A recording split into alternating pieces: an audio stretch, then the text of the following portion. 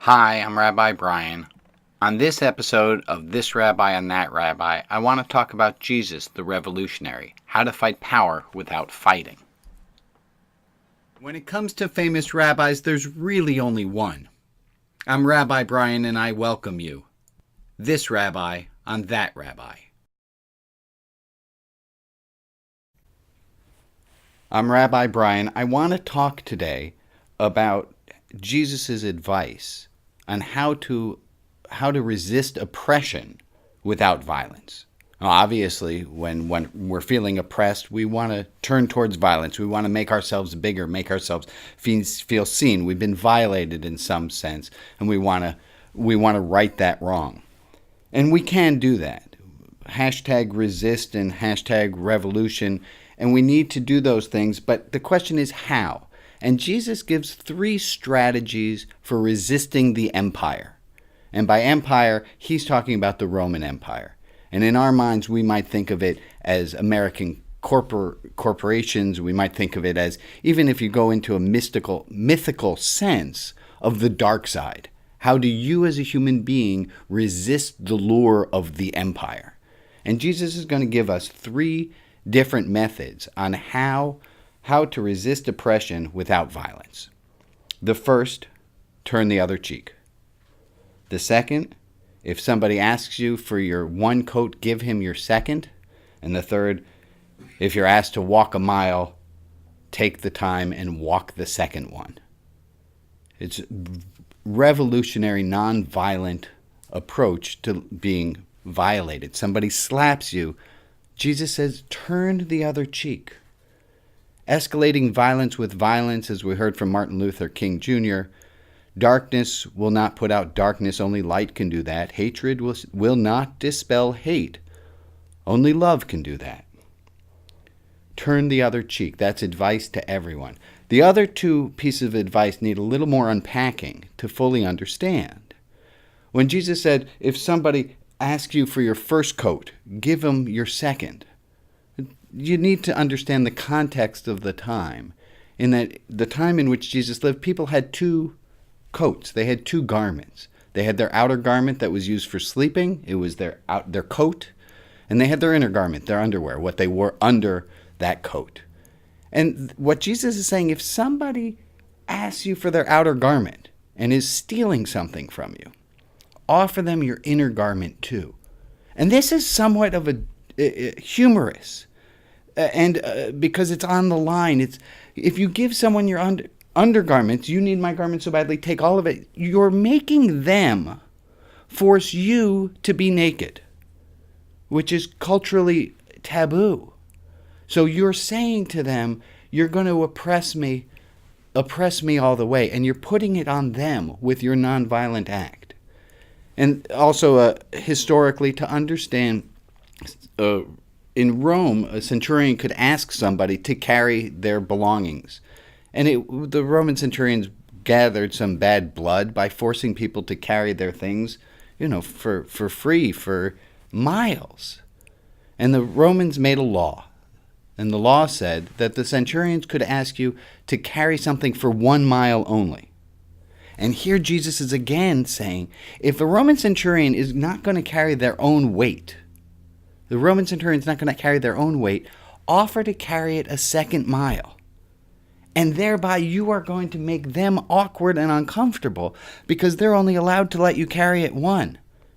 And at the end of that 1st mile where you carried it, and you say to the Roman, you say, no, let me carry it a second. You are putting that Roman centurion in an awkward place because now he has to beg you not to carry your things, not to carry his things, because he would be in violation of Roman law. Jesus was not just saying be passive. He was saying be passive, but do it smart. Put the guilt on that person for oppressing you. Turn the other cheek, give the second coat, forgive someone, they ask you to walk a mile, walk the second. Of course, there are other options, and Jesus was aware of other ways you could resist against oppression, of robbery, of work slowdowns, misunderstanding the orders that you're told to do. You could throw mustard seeds into a field, which was anarchy, and you could try to take down corporations. But the message Jesus was saying was that there are other options for resistance. There are other options for resistance and better options for resistance. I'm going to quote John Lennon. John Lennon said this: "When it comes down to having to use violence, then you are playing the system's game. The establishment will irritate you, pull your beard, flick your face to make you fight. Because once they've gotten you to be violent, they know how to handle you. The only thing they don't know how to handle is nonviolence and humor." Isn't that just true? Isn't that just true? The only way for us to win a fight against whoever, whatever we see as oppressing us, is by turning the other cheek. And by making it not a hardship for us, but saying, "Thank you, give me another." Putting the onus on them for oppressing us. Next time on This Rabbi, on That Rabbi, I'm going to discuss heaven, and I hope you tune in for that episode.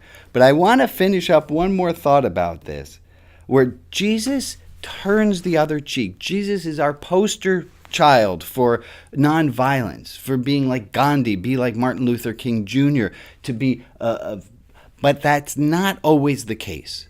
And this is important, that Jesus is not a two-dimensional character who never gets angry.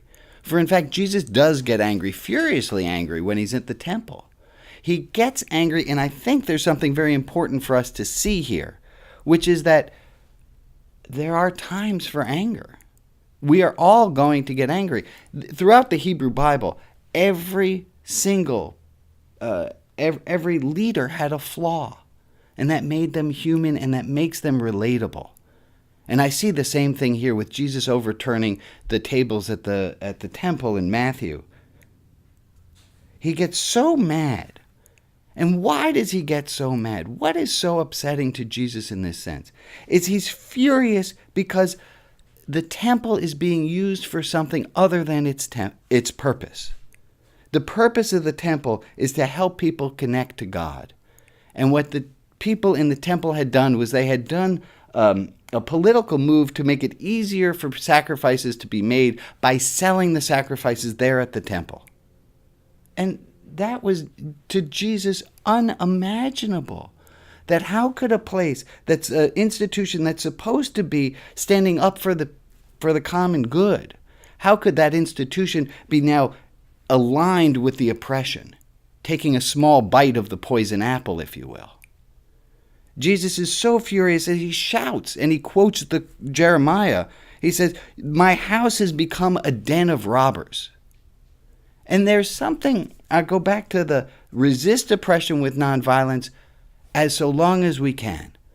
But if we are so morally outraged, we should allow ourselves the ability to be angry at the right time, in the right place, for the right reasons. Thank you very much for watching. I'm Rabbi Brian.